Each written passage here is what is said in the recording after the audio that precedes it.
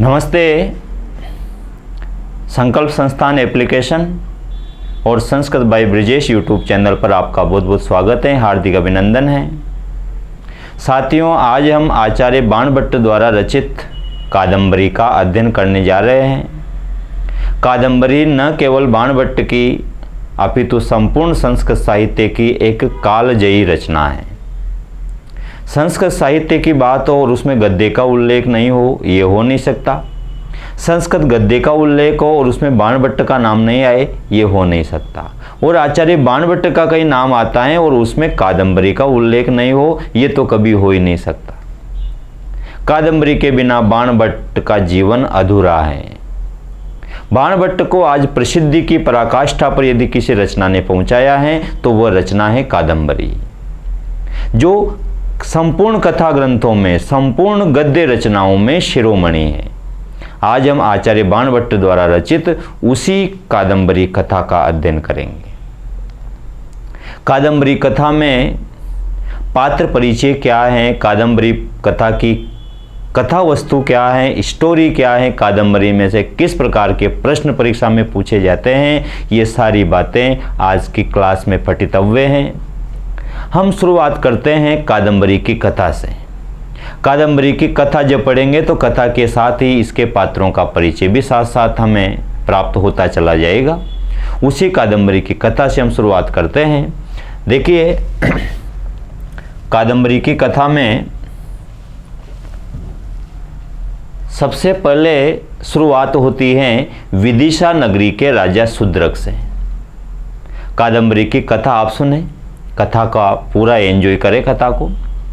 कादंबरी में शुरुआत होती है विदिशा नगरी से। विदिशा नगरी का राजा है शूद्रक। उस शूद्रक की राजसभा में एक चांडाल कन्या आती है और वह चांडाल कन्या विदिशा के राजा शूद्रक को एक तोता भेंट करती है, एक पैरट भेंट करती है, एक शुक भेंट करती है। तो शुरुआत होती है विदिशा नगरी से और विदिशा नगरी का राजा होता है शूद्रक। इस शूद्रक की राजसभा में एक चांडाल कन्या आती है और वह चांडाल कन्या राजा शूद्रक को एक शुक भेंट करती है, एक तोता भेंट करती है। जब राजा शूद्रक उस चांडाल कन्या से पूछता है कि ऐसी क्या क्वालिटी है, ऐसी क्या विशेषताएं हैं इस तोते में कि ये तोता तुम मुझे भेंट कर रही है। चांडाल कन्या कहती है कि महाराज, ये तोता मेधावी है, ये ब्रिलियंट है, मोस्ट इंटेलिजेंट है और साथ में ये मानव की भाषा भी बोलता है, ये मानवभाषी तोता है, ये इसकी विशेषता है। तो राजा शुक से कहता है तोते से कि ठीक है, चल सुना, तेरा परिचय दे, तू यहाँ कैसे आया, घटना के बारे में बता। तो वह तोता राजा को बता रहा है। वह शुक राजा शूद्रक से कहता है कि मैं मेरे पिता के साथ में एक वृक्ष में रहता था, एक वृक्ष का कोटर था। उस कोटर में मेरे पिता के साथ में रहता था। एक दिन क्या हुआ कि उस वन में, उस जंगल में शिकारियों का एक समूह आया, शबरों की सेना आई। शिकारियों को यहाँ पर शबर कहकर संबोधित किया गया है। तो वह शुक शूद्रक को सुना रहा है कि जिस वन में, जिस वृक्ष में, वृक्ष के कोटर में पिता के साथ में रहता था, उस वन में एक शबर सेना आई, शिकारियों की सेना आई प्रातःकाल, और उस शिकारियों की सेना का सेनापति था मातंग। तो इस मातंग के नेतृत्व में शबर सेना ने उस वन पर आक्रमण कर दिया पक्षियों को पकड़ने के लिए। शबर सेना, शिकारी जंगल में सुबह सुबह ही जाते हैं, क्योंकि दिन में तो पक्षी उड़ जाते हैं, दाना चुगने चले जाते हैं, तो पक्षी तो सुबह ही मिलेंगे अपने कोटर में।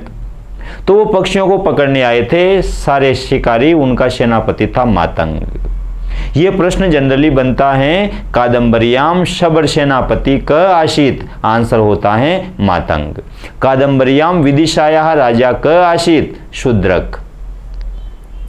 अब वो तोता शूद्रक को कथा सुना रहा है कि उस सिख शबर सेना में से एक वृद्ध शबर ने वृक्ष पर चढ़ करके, वो जो शालमली का वृक्ष था उस पर चढ़ा और उस पर चढ़ करके मेरे पिता को पकड़ लिया। और उस समय में मेरे पिता के पंखों के पीछे, पंखों के नीचे दुबका हुआ था, छिपा हुआ था, भय से कांप रहा था। तो मेरे पिता की गर्दन घुमा करके मेरे पिता को मार दिया और नीचे गिरा दिया। ऐसे वह सारे पक्षियों को गर्दन घुमा घुमा के मार मार के उनको नीचे डालता जा रहा था।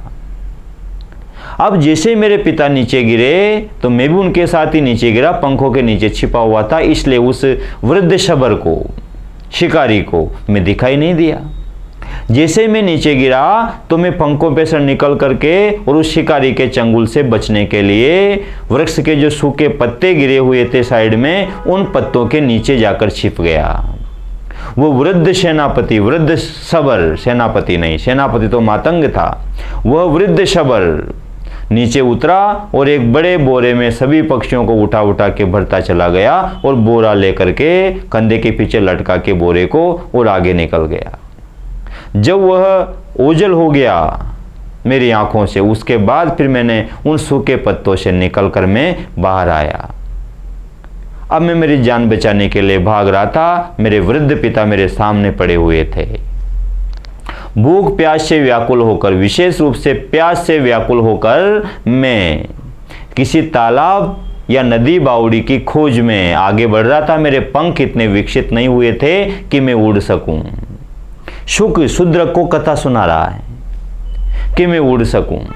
अब मैं जैसे ही आगे बढ़ा, एक पानी के सरोवर की तरफ जाने लगा, तो उसी सरोवर में नहाने के लिए जाबाली मुनि का शिष्य जा रहा था, जाबाली मुनि का पुत्र जा रहा था और उसका पुत्र का नाम, उनके पुत्र का नाम था हारित। जाबाली मुनि का जो आश्रम था उस सालमली वृक्ष के नज़दीक, उस सरोवर के नज़दीक, उन जाबाली मुनि के आश्रम, जाबाली मुनि के आश्रम के निकट ही वह सरोवर था और उन जाबाली मुनि का जो पुत्र था, जाबाली मुनि के पुत्र का नाम था हारित। उस हारित ने मुझे उठा लिया और वो मुझे आश्रम में ले गया। वहाँ जाकर के मेरी सेवा शुश्रूषा की, मैं थोड़ा स्वस्थ हुआ। अब यहाँ से प्रश्न बनते हैं, जाबाल्या आश्रमा कस्मिन् ग्रंथे वर्णित जाबाली के आश्रम का वर्णन किस ग्रंथ में हुआ है? आंसर होगा कादम्बर्याम। कादम्बर्याम जाबाली ऋषे पुत्रस्य नाम किम आसीत? आंसर होगा हारित। इसी तरह से प्रश्न बनते हैं, विदिशायाः राजा क आसीत कादम्बर्यानुसारम, कादम्बरी अनुसारम? आंसर होगा शूद्रक। प्रश्न बनेगा, जाबाली मुने आश्रमस्य वर्णनम कस्मिन् ग्रंथे प्राप्यते? कादम्बर्याम। कादम्बर्याम जाबाली ऋषि पुत्र क आसीत? आंसर था हारित। जाबाली ऋषि का पुत्र कौन था? हारित। प्रश्न बनेगा, कादम्बर्याम सबर सेना या सेनापति क आसीत? मातंग। यही पात्र परिचय, स्टोरी के साथ हम पात्र परिचय भी सीखते जा रहे हैं। जैसे ही जाबाली मुनि के आश्रम में ले गया, वह उसकी सेवा शुश्रूषा की, वह तोता सुना रहा है कि मैं बिल्कुल स्वस्थ हो गया। अब जाबाली जो ऋषि थे वह जाबाली मुनि त्रिकालदर्शी थे, भूत भविष्य वर्तमान के ज्ञाता थे। तो अपने ज्ञान चक्षुओं से उन्होंने मुझे मेरे पूर्व जन्म की कथा सुनाई। अब जाबाली मुनि शुक को कथा सुना रहे हैं। शुक ने कहा कि जाबाली मुनि ने मुझे पूर्व जन्म की कथा सुनाना प्रारंभ किया, मेरे पूर्व जन्म की कथा सुनाना प्रारंभ किया। अब जाबाली मुनि ने जो कथा सुनाई वो कथा शुक राजा शूद्र को सुना रहा है। अब जाबाली मुनि ने जो कथा तोते को सुनाई थी पूर्व जन्म की कथा, वही कथा शुक तोता राजा शूद्र को सुना रहा है, और जो कथा राजा शूद्र को तोते ने सुनाई थी वही कथा मैं आपको सुना रहा हूं। देखो क्या कथा सुनाई थी। जाबाली मुनि उस शुक से कहते हैं, तोते से कहते हैं कि देवलोक में चंद्रमा और पुंडरीक नाम के दो युवक रहते थे। अब चंद्रमा और पुंडरीक ये दोनों अशिष्ट आचरण के कारण इन्हें शाप मिला, अभिशाप मिला, और अभिशापवश चंद्रमा और पुंडरीक को मर्त्य लोक में निवास करना पड़ा, इस पृथ्वी पर आना पड़ा। जैसे ही पृथ्वी पर उन्होंने जन्म लिया तो चंद्रमा ने तारापीड़ के घर पर चंद्रापीड़ के नाम से जन्म लिया। एक राजा था तारापीड़, उनकी पत्नी थी विलासवती। तो तारापीड़ और विलासवती का पुत्र बनकर चंद्रमा ने चंद्रापीड़ के रूप में जन्म लिया। तो ये जो चंद्रमा है, यही चंद्रमा दूसरे जन्म में चंद्रापीड़ के रूप में जन्म लेकर तारापीड़ का पुत्र बना। तारापीड़ विलासवती का पुत्र था चंद्रापीड़, और चंद्रमा ने ही चंद्रापीड़ के रूप में जन्म लिया। और इस तारापीड़ का एक प्रधानमंत्री था, प्रधान अमात्य था शुकनाश। इस शुकनाश के पुत्र के रूप में जन्म लिया पुंडरीक ने, वैशंपायन के रूप में। तो अभिशापवश चंद्रमा और पुंडरीक को मृत्यु लोक में जन्म लेना पड़ा। चंद्रमा ने जन्म लिया चंद्रापीड़ के रूप में और पुंडरीक ने जन्म लिया वैशंपायन के रूप में। जो चंद्रापीड़ था वो तो राजा तारापीड़ का पुत्र था और वैशंपायन प्रधानमंत्री शुकनाश का पुत्र था। तो अगले जन्म में ये दोनों अर्थात चंद्रापीड़ और वैशंपायन दोनों घनिष्ठ मित्र बन गए। एक राजा का पुत्र, एक मंत्री का पुत्र, तो घनिष्ठ मित्रता तो बनती है। शुकनाश तारापीड़ का ही तो मंत्री था।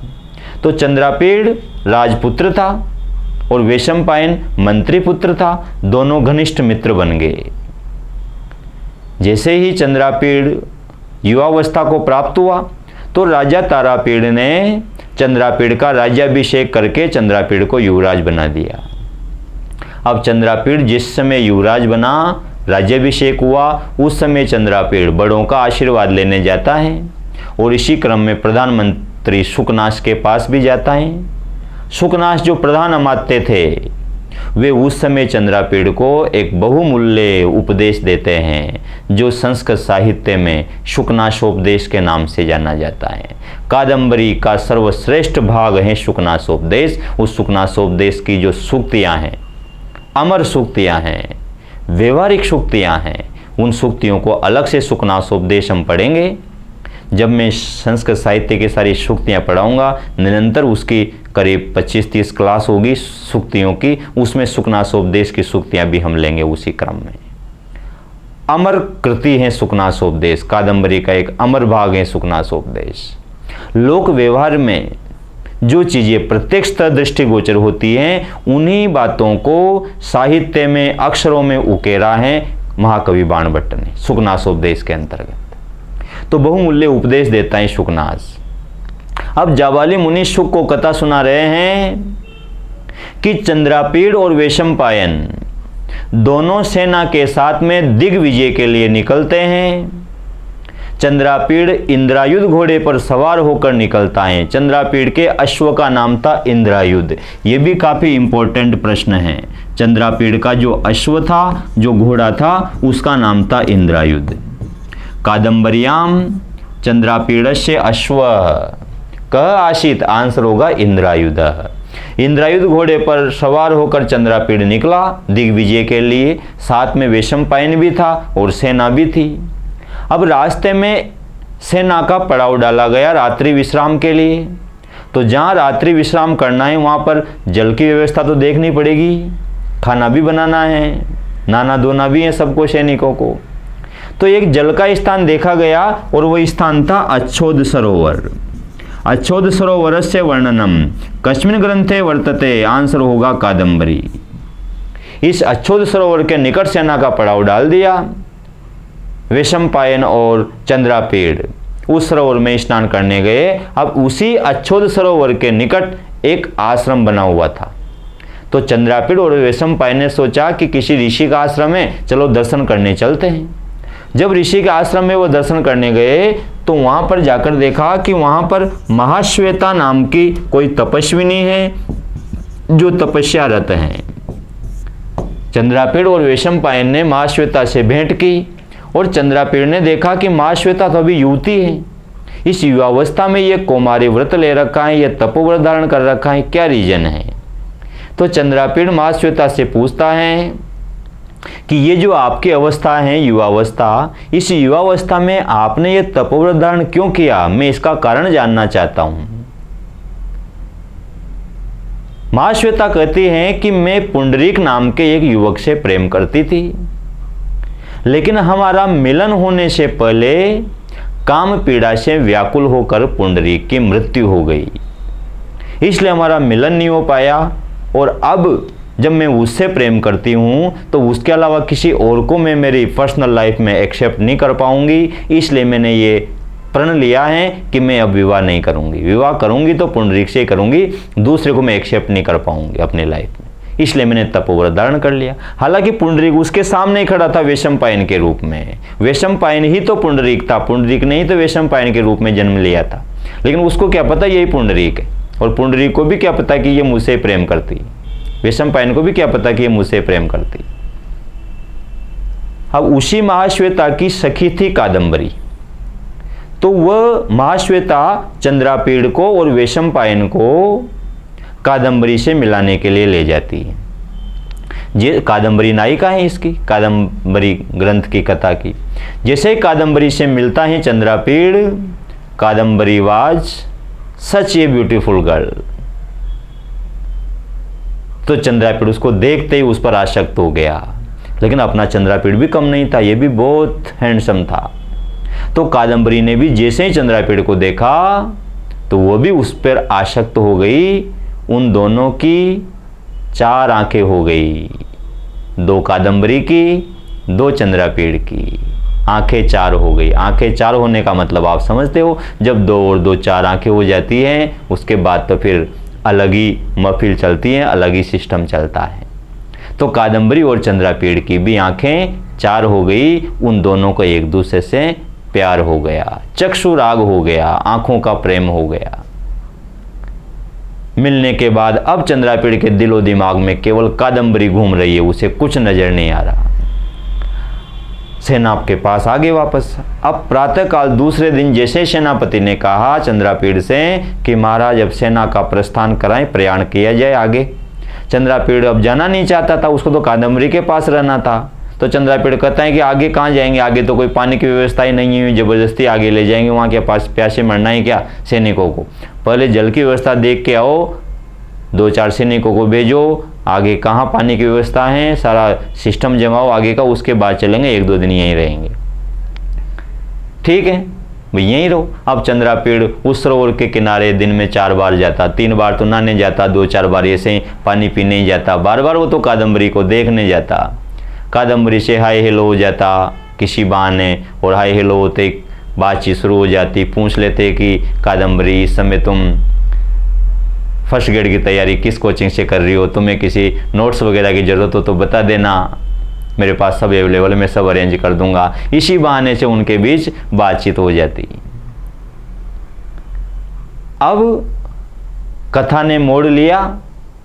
हुआ यूं कि राजधानी से बुलावा आया, एक दूत आया और वह आकर चंद्रापीड़ से कहता है कि आपको आवश्यक कार्य से राजधानी पहुंचना है। अब चंद्रापीड़ का दिमाग खराब हो गया कि यार बड़ी मुश्किल से तो ये सा अवसर मिला है, इतनी अच्छी लड़की मिली है, अब ये राजकार्य ने भी परेशान कर दिया, पर्सनल लाइफ को ख़त्म कर दिया।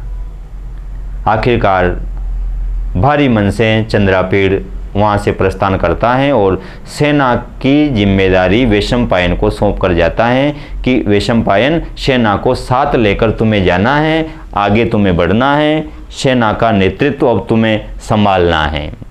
अब क्या हुआ, चला गया वो तो।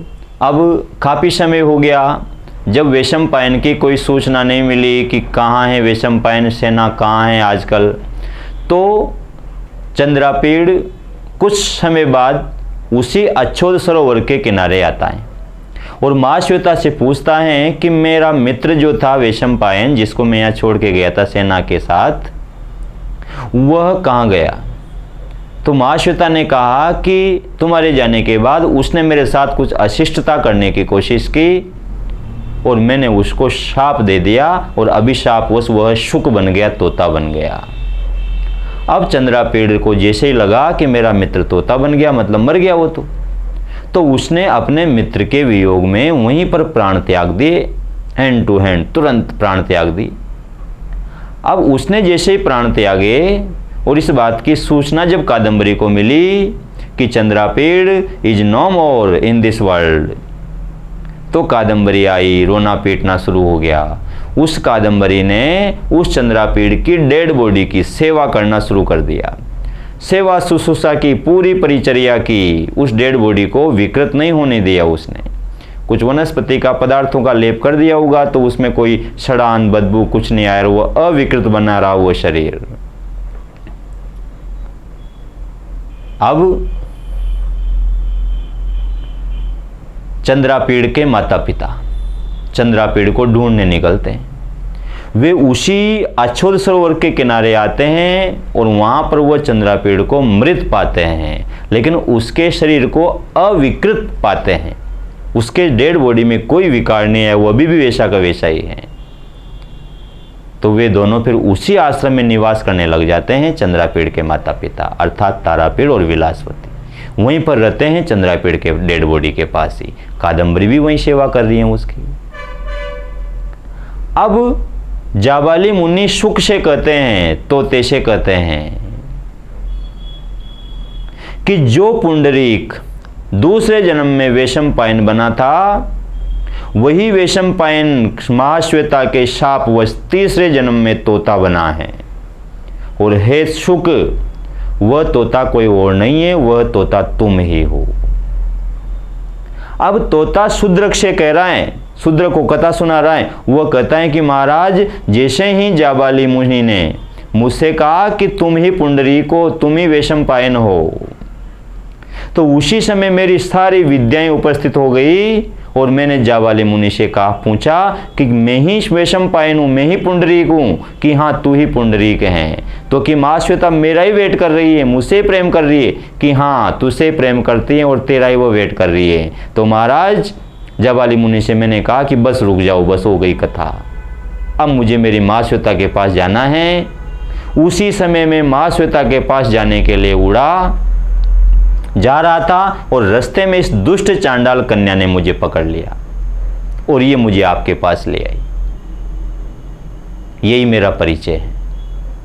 चांडाल कन्या ने कहा कि महाराज, मैं कोई और नहीं हूं, मैं इसी पुंडरीक की मां हूं लक्ष्मी, और यह मेरा ही पुत्र है पुंडरीक। पुंडरीक ने ही वैशंपायन के रूप में जन्म लिया, उसी ने शुक के रूप में जन्म लिया। मैं मेरे पुत्र को इधर उधर भटकता हुआ नहीं देख सकती, इसलिए आपके पास ले आई। यहाँ पर इसका जीवन आसानी से निकल जाएगा, सुरक्षित निकल जाएगा।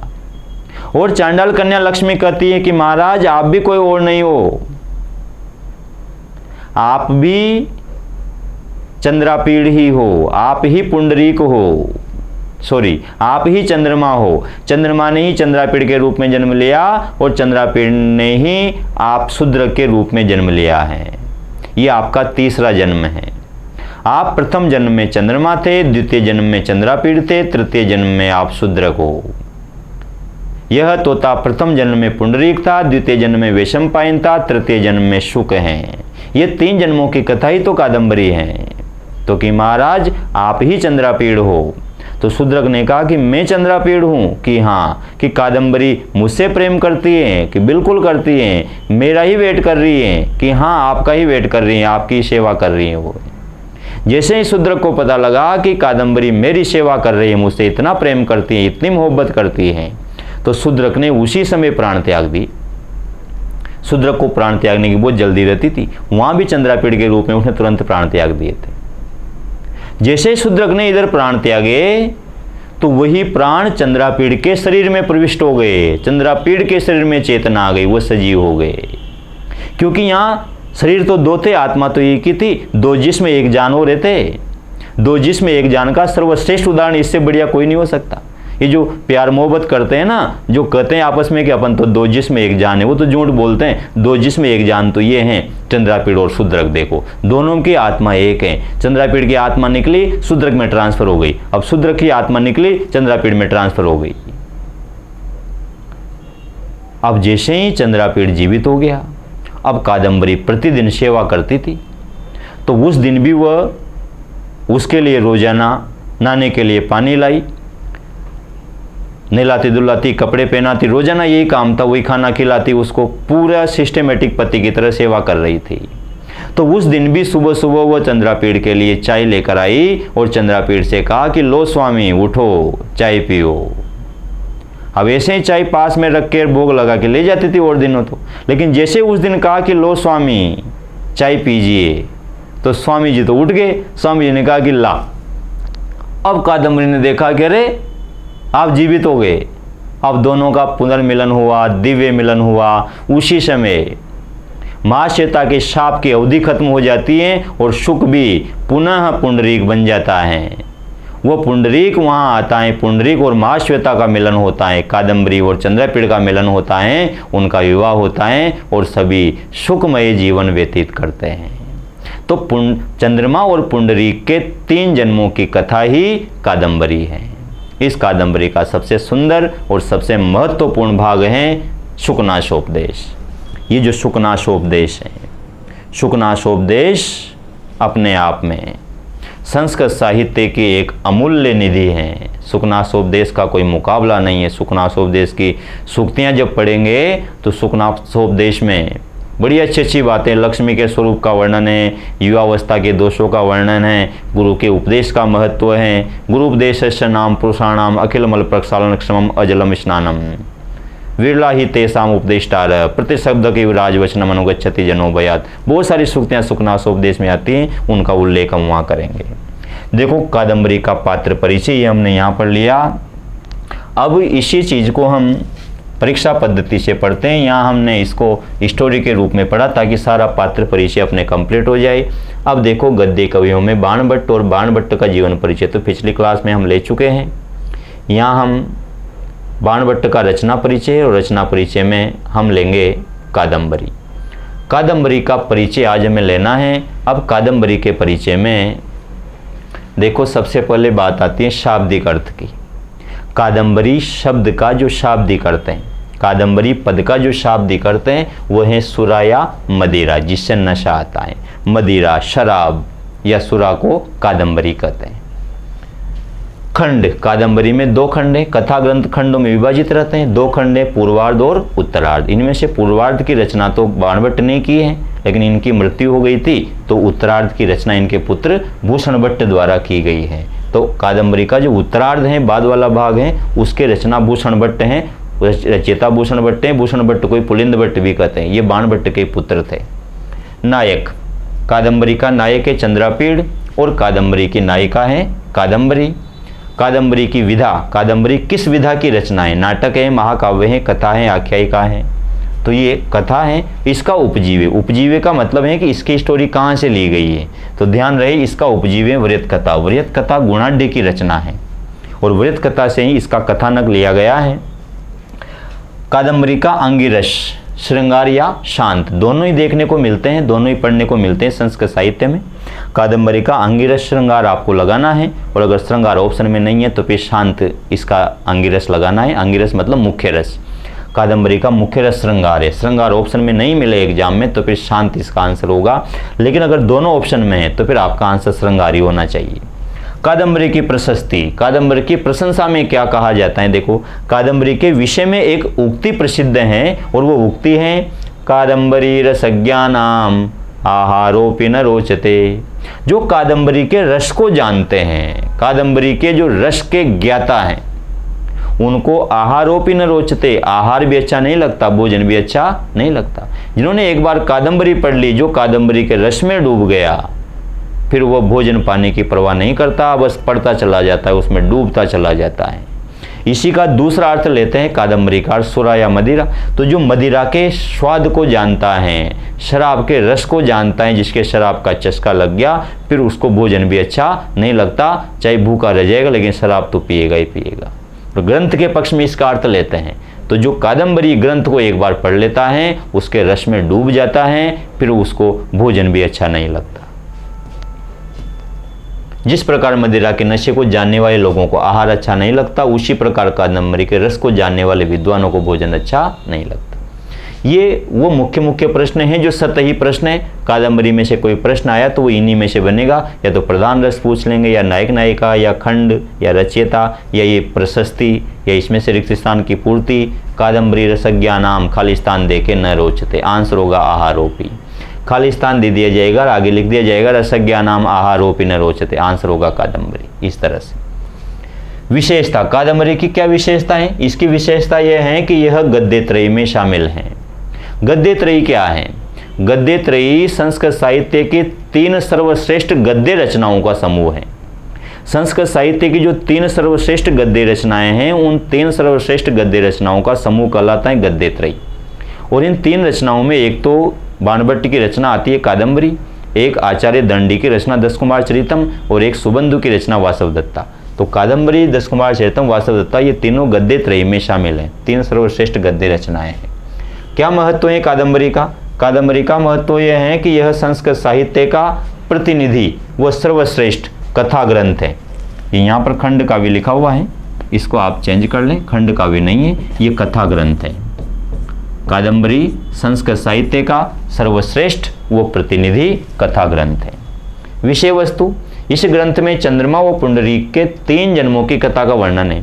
देखो, चंद्रमा तो प्रथम जन्म में था, दूसरे जन्म में चंद्रापीड़ बना, यही तीसरे जन्म में शूद्रक बना, और प्रथम जन्म में जो पुंडरीक था वही द्वितीय जन्म में वैशंपायन बना, और वही तृतीय जन्म में शुक मतलब तोता बना। शूद्रक का राज्य कौन सा था? शूद्रक का राज्य था विदिशा। किस आश्रम का वर्णन है कादम्बरी में? तो कादम्बरी में जाबाली मुनि के आश्रम का वर्णन है। जाबाली मुनि के पुत्र का क्या नाम था? हारित। चंद्रापीड़ के पिता कौन थे? तारापीड़। चंद्रापीड़ की माता का क्या नाम था? विलासवती। तारापीड़ का प्रधानमात्य कौन था?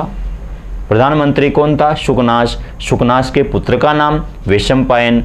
पुंडरीक की माता कौन थी? लक्ष्मी, जो चांडाल कन्या के रूप में आई थी। ये सारी चीज़ें हम कथा वस्तु के साथ पढ़ चुके हैं, यहाँ के औपचारिकता मात्र हैं। ये परीक्षा पद्धति से तैयार की गई हैं कि किस प्रकार से प्रश्न आएगा, आंसर कैसे देना है। ये इधर सारे क्वेश्चन हैं, इनके सामने ये सारे आंसर हैं। सरोवर का वर्णन, कादम्बरी में किस सरोवर का वर्णन है? अच्छोद सरोवर। युवती तपस्विनी कौन थी? महाश्वेता। ये महाश्वेता पुंडरीक की प्रेयसी थी। महाश्वेता के सखी का नाम कादम्बरी। महाश्वेता के माता पिता हंस व गौरी। शबर सेनापति कौन था कादम्बरी में? मातंग। चंद्रापीड़ के अश्व का क्या नाम था? इंद्रायुध। पुंडरीक का मित्र कौन था? कपिंजल। चंद्रापीड़ का मित्र था वैशंपायन। पुंडरीक के पिता थे श्वेतकेतु। कादम्बरी के पिता का नाम था चित्ररथ। एक ग्रंथ लिखा था पद्य कादम्बरी, और इस पद्य कादम्बरी के रचयिता हैं क्षेमेंद्र, और कादम्बरी कथासार एक और ग्रंथ लिखा गया जिसका रचयिता है अभिनंद। तो कादम्बरी जो कथा है, इस कादम्बरी कथा को आधार बना करके कुछ और रचनाएं लिखी गई, जिनमें एक तो पद्य कादम्बरी है और एक कादम्बरी कथासार है। इनमें से पद्य कादम्बरी के रचयिता क्षेमेंद्र हैं और कादम्बरी कथासार के रचयिता अभिनंद हैं। ये सारे क्वेश्चन आंसर हैं, पात्र परिचय हैं मोस्टली इसमें। किसके पिता कौन थे, किसका मित्र, किसका घोड़ा, सवर सेनापति कौन था, जाबाली का पुत्र कौन था, अच्छो सरोवर का वर्णन किसमें है, मातंग सेनापति का वर्णन किसमें है, जाबाली मुनि के आश्रम का वर्णन कहाँ है। यही सारी चीज़ें हैं जो परीक्षा में प्रश्न हुए हैं। तो स्टोरी हमने पढ़ी है, लेकिन एग्जाम में यही चीज़ें पूछी जाएगी। ये सारे क्वेश्चन हैं और इनके सामने इनके सारे आंसर हैं।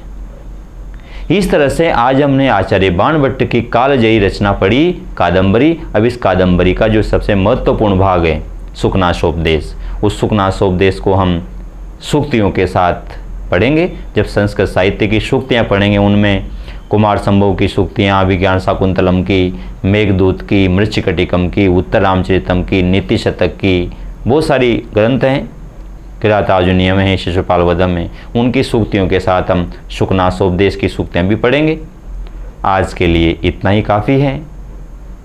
जयतु संस्कृतम, जयतु भारतम।